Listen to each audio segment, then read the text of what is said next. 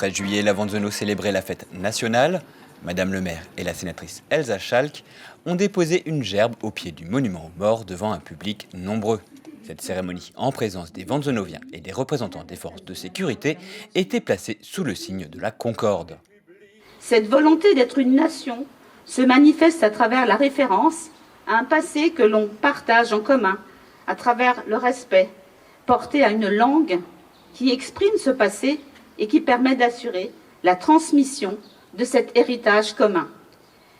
Cette volonté d'être une nation s'exprime tout simplement par la fierté de se reconnaître français et la capacité à assumer l'histoire de France dans sa totalité, avec ses grandeurs et aussi avec ses défaillances.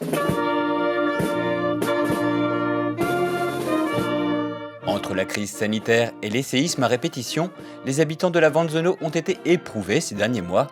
Il était donc important pour cette première cérémonie en public depuis 2 ans de passer un message d'unité et de bienveillance. La Révolution, ce jour-là, le 14 juillet 1790, a donné à la France conscience d'elle-même, elle a révélé à elle-même l'âme de la France. Mobilisé également pour la cérémonie, le conseil municipal des jeunes. Ils ont proposé une lecture du discours d'Henri Martin au Sénat le 29 juin 1880 lors des débats sur l'adoption du 14 juillet comme jour de fête nationale. Merci de l'applaudir également.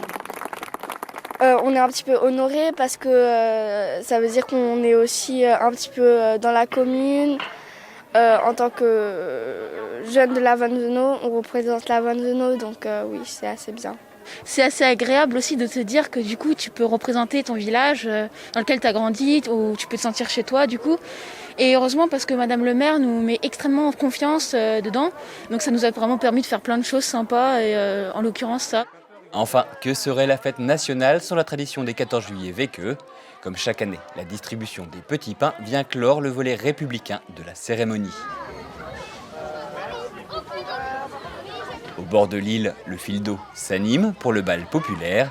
Déjà, les enfants ont pris possession des jeux gonflables pour le plus grand plaisir des parents. Ça faisait longtemps, oui, et ça fait bien plaisir de pouvoir retrouver le village un petit peu vivant avec toute cette joie, ces enfants qu'on entend rire à l'arrière, oui.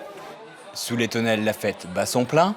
Cette année, le club de foot, le basket et l'athlétisme sont mobilisés pour assurer le service. Tartes flambées, saucisses et bières, tout est là.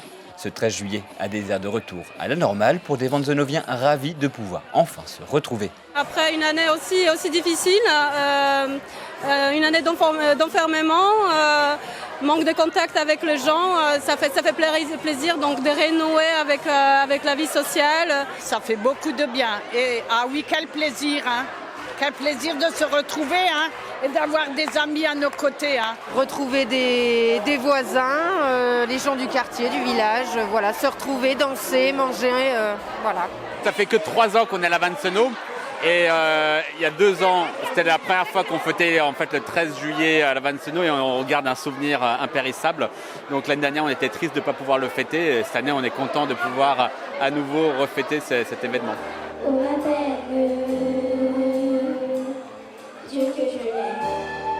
La soirée est placée sous le signe de la musique.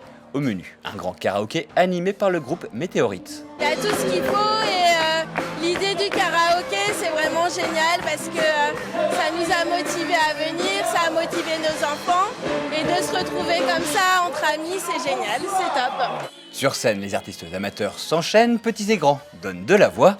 Pour les karaokistes, c'est le bonheur de retrouver la scène.